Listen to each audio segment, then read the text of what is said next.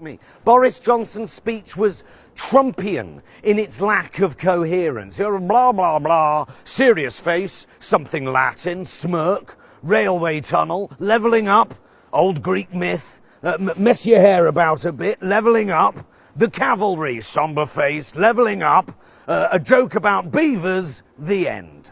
A joke about beavers. A speech where every fuck up, every economic disaster, every tax hike and broken promise, every lack of any decent post-Brexit trade deal, and every preventable COVID death was spun into a standing ovation for a job well done. Then, in a major interview, Boris says he's not worried about rising prices, the cost of living, jobs. He's not worried. Of course he's not fucking worried. He's a multi-millionaire with royal blood and Russian oligarchs queuing up to throw money at him.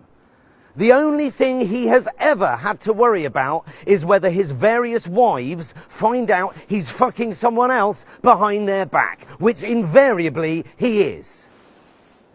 How can they think that we think they're serious about levelling up when in the same week the Father of the House said how desperately difficult it is for MPs to get by on an £82,000 salary?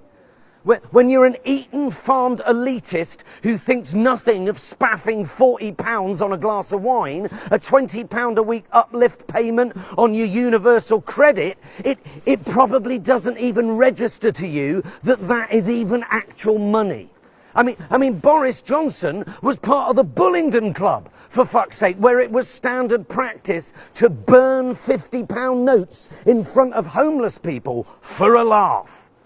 How can you talk about levelling up whilst sipping champagne and necking oysters and snorting high-grade cocaine in the Midland Hotel toilets? We have a cost of living crisis, energy price hikes, a national insurance hike, a likely council tax hike in the near future, all of which are most keenly felt by those on lower incomes. Just saying the words levelling up, it doesn't actually do anything. And this week we learned that levelling up, whatever that actually fucking means, is likely to take roughly a decade, which coincidentally is the same amount of time the Tories have been in power. The whole conference was just one huge pile of bullshit, and yet they all came out smelling of Veuve Clicquot. How can that be?